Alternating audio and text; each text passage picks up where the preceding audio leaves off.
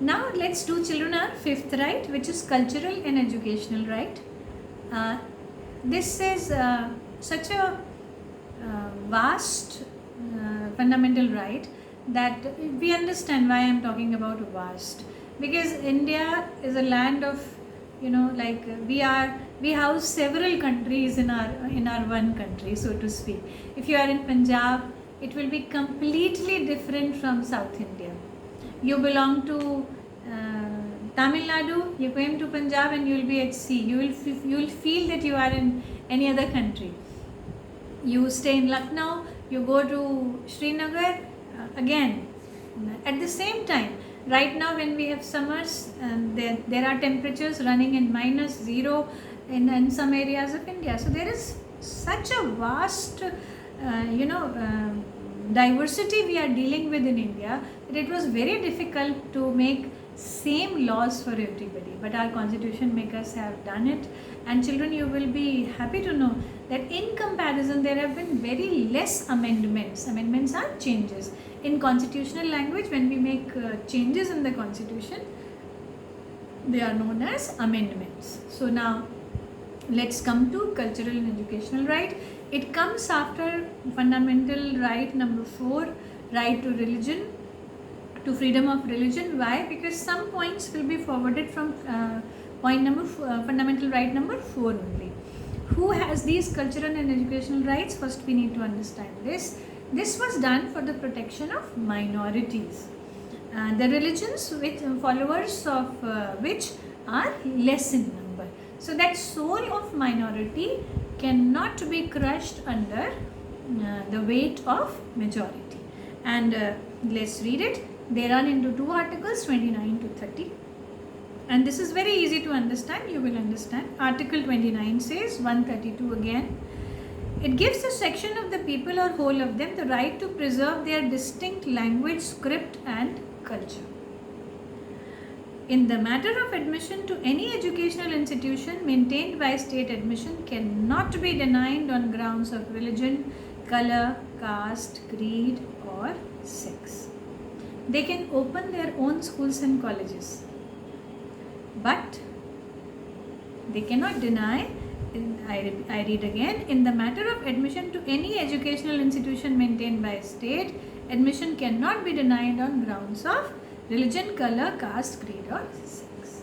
So they are allowed to open their own educational institutions. Why? To preserve their own language, script and culture. Just now I talked about Punjab a few minutes back, children. If we talk about Sikhs, and they do not, Punjabis, they do not teach their children Gurumukhi, their language, script, so it will die. And there will be a time when the coming generations will not know what Gurumukhi is. So to preserve a culture, it becomes very important to preserve language. It's very easy to kill culture if language is killed. I think I can give you 2 examples over here. Sanskrit, language of the Aryans. Language, Deva Bhasha, you have done it until class 8. All languages of the world, they derived out of Sanskrit. But how much weight Sanskrit carries today, you understand that. Even Hindi doesn't get that respect. Today only we read in the newspapers, yesterday UP board result came out, that 80% of the students failed in Hindi. Hindi belt we are talking about. We are talking about UP board, Hindi speaking state, and 80% student failed in Hindi. Can you understand?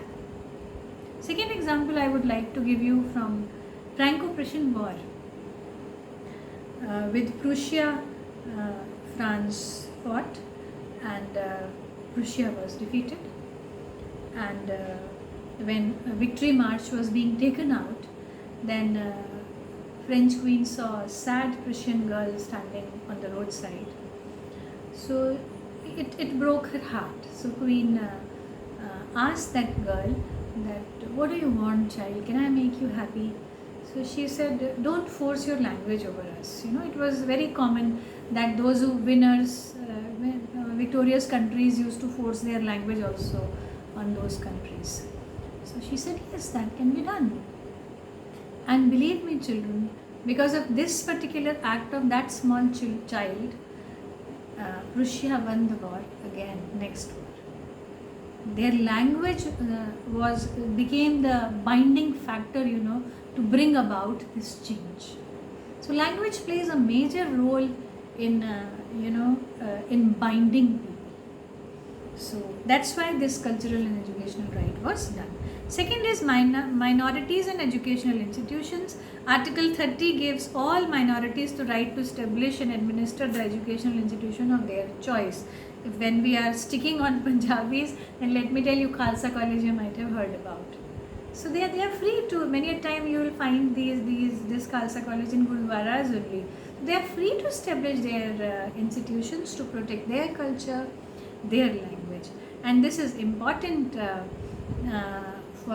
protect their culture. Only to protect their culture and education, this right has been created, not for religion. Thank you.